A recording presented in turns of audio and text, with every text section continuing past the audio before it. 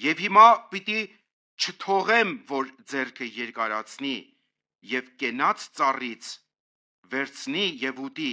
եւ հավիտյան ապրի։ Գիտեք, այս հատվածը շատ անգամ մտածել ենք սրա վրա, որ ինչի Աստված չթողեց, որ ուտի, ուտելու վրա ենք միշտ, ավելի լավ էր ուտեր կամ չուտեր, միշտ վարդապետական այս անցքերի վրա է զրույցը եղել, բայց այդտեղ մի հատ նուրբ պահ կա, որի վրա ձեր ուշադրությունը ուզում եմ դարձնեմ։ Ինչն էր պատճառը, պատճառներից ամենագլխավորներից մեկը, որ Աստված չթողեց, որ նա կենաց ծառից ուտի։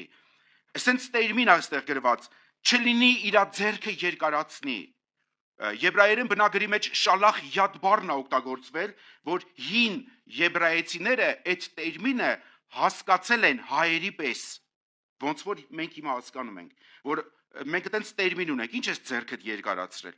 Սրա մեջ կա հեգնանք։ Այսինքն ձեռքը երկարացնել միտում ունի սխալ վերաբերմունք անելու։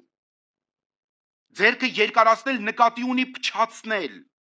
նկատի ունի կործանել, այս երանգ ունի խոսքի մեջ։ Այսինքն ձեռք երկարացնել այս տերմինը, այս հատվածում հասկացվում է, որ Ադամը եւ Եվան սխալ վերաբերմունք, սխալ հոգիով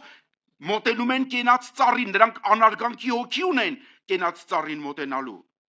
Ասում է, որպեսզի նրանք իրանց ձեռքը չերկարացնեն, Աստված դա էր տեսնում, որ Ադամը Եվան Աստծո խոսքի հանդեպ ունեին սխալ հոգի եւ նրանք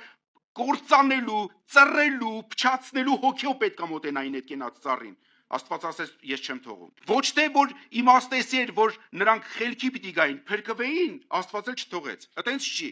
Այսինքն Աստված տեսավ, որ նրանք խոսքի հանդեպ ունեին շատ թույր վերաբերմունք եւ Աստված ասեց, նրանք պիտի չուտեն։ Ինչի համար ես ասեցի, ժողովուրդ ինչքան կարևոր է մենք հարգանքով մոտենանք կենաց ծառին։ Շատ կարևոր է, որ մեր սիրտը Աստծո խոսքի հանդեպ լինի շատ խորը վախով եւ շատ խորը հարգանքով։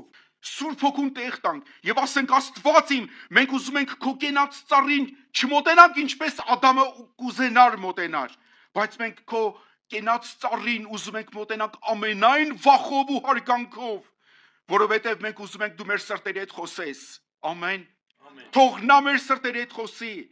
Բավական է, որ նա բարձրացնի իր ձայնը, բավական է, որովհետև գրված է, որ եղնիկները պիտի ծնվեն, մայրենիները պիտի կոտրվեն, Աստված հրաշքներ պիտի անի, Աստծո բժշկությունը պիտի բարձրանա,